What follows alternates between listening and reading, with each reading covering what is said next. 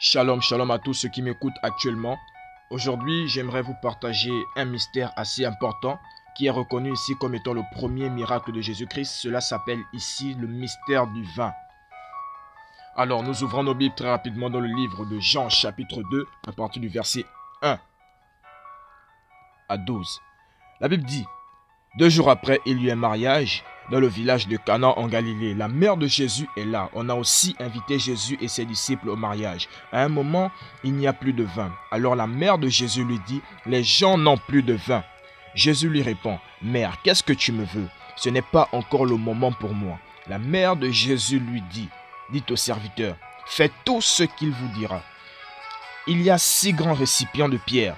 Les Juifs se servent de l'eau qu'ils contiennent pour se rendre purs selon leur coutume. Dans chaque récipient, on peut mettre une centaine de litres. Jésus dit aux serviteurs: remplissez ces récipients avec de l'eau. Les serviteurs les remplissent jusqu'au bord.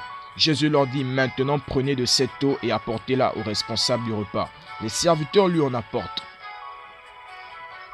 Le responsable du repas goûte l'eau, qui est devenue du vin, bien sûr. Il ne sait pas où on a pris ce vin, mais les serviteurs qui ont pris de l'eau dans les récipients le savent.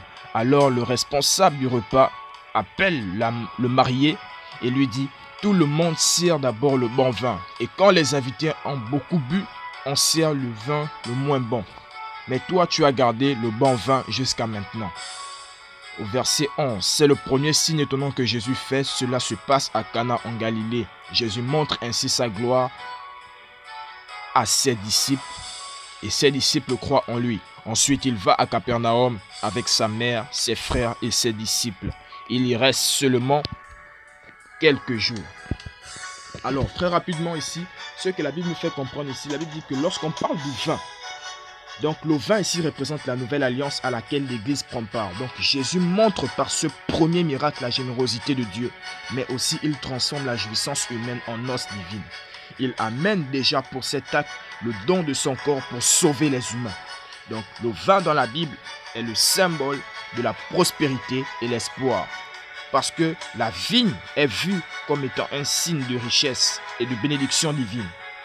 Et les aspects négatifs, car l'ivresse est envisagée ici comme une faute devant Dieu.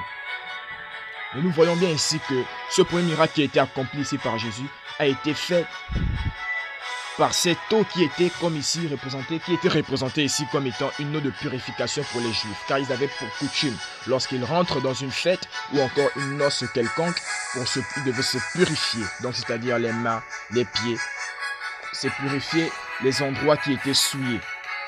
Et sans le savoir, Jésus a pu transformer cette eau qui était faite pour la purification en vin qui a été aimé par tout le monde. Donc c'est-à-dire même le marié a pu reconnaître qu'on a d'abord servi du mauvais vin et c'est après maintenant que le bon vin est servi. Mais sans le savoir, ils buvaient leur eau de purification.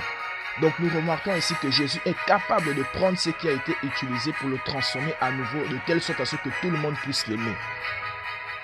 Donc, par ce premier miracle de Jésus, nous comprenons ici que cela signifie bien évidemment la générosité de Dieu, mais cela nous amène aussi à comprendre d'autre part qu'il amène déjà par cet acte le don de son corps pour sauver les humains.